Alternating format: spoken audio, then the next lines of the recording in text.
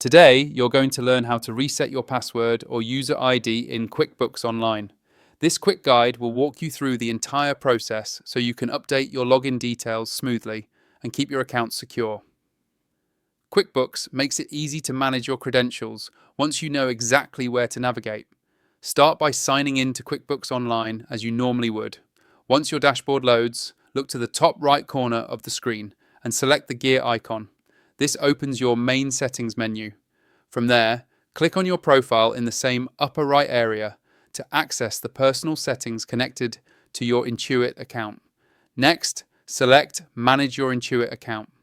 A new page will open with different sections for updating your information. Here, choose the Sign In and Security tab. This is where you can decide whether you want to update your user ID, your password, or both, depending on what you need. If you're changing your user ID, click the user ID option, enter the new one you want to use, and save your changes. If you're updating your password, click Password.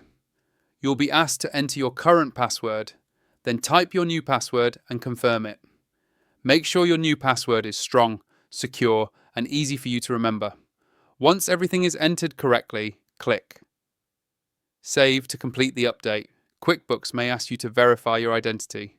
If prompted, enter the security code sent to your email or phone.